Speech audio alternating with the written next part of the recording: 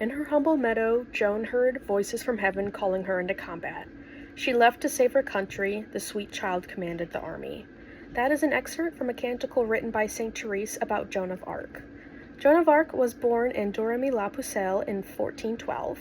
She lived till 1431. Despite coming from a very humble background, she helped turn the tide of the 100 Years' War between England and France that lasted between 1337 and 1453. Joan of Arc had a very short but very fulfilling life. I'm going to walk you today how she was raised and came to the voice of God, her subsequent military campaign, and her tragic end. So, Joan was born to a peasant farmer, and she had two older brothers. Where her story really begins is she had a vision in her father's garden from God. She was told by Saints Catherine, Michael, and Margaret that she'd be the one to lead the French to victory over England and crown Dauphin Charles VII at Reims, which Dauphin is a fancy word for the eldest son of the King of France. So from there, she knew that she had to kind of make her way into the military. So she showed up at Robert de Baudricourt's office in 1428, demanding to see the Dauphin.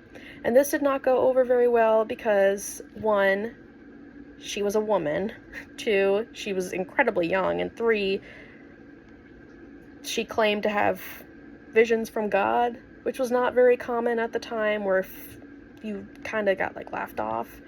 But after enough pestering, she was able to convince Robert to get an audience with the Dauphin.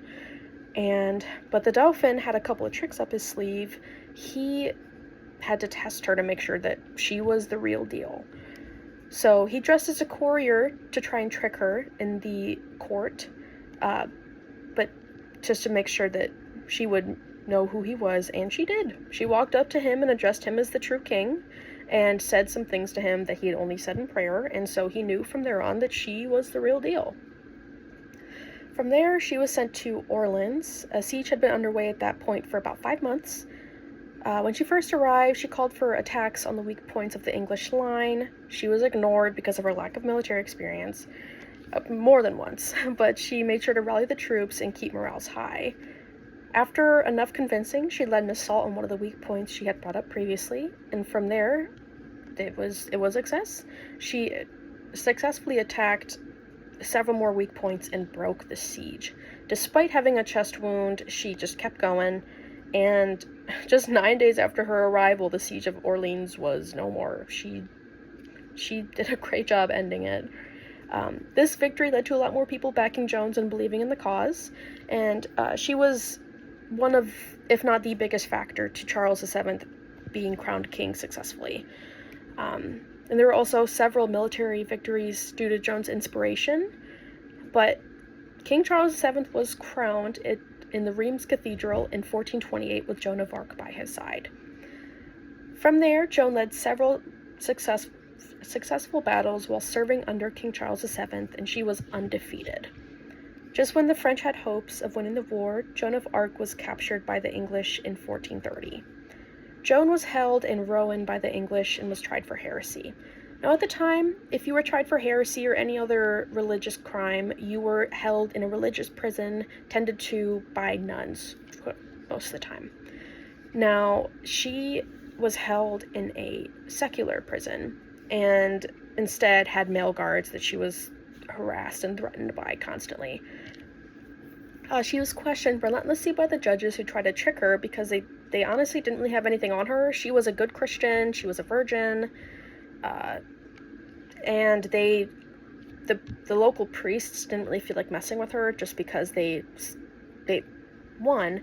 she was sent by God and his message was true and they were on the wrong side, or 2, she was lying, but they didn't think she was. So they didn't really want to get involved, but they were kind of forced to by the English authorities.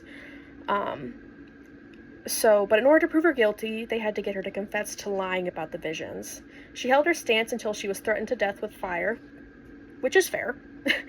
Following that, she recanted her earlier claims, and then after, she said she was barraged by visions, shaming her for telling lies in an effort to save her life. And after that, she went back to her original statement.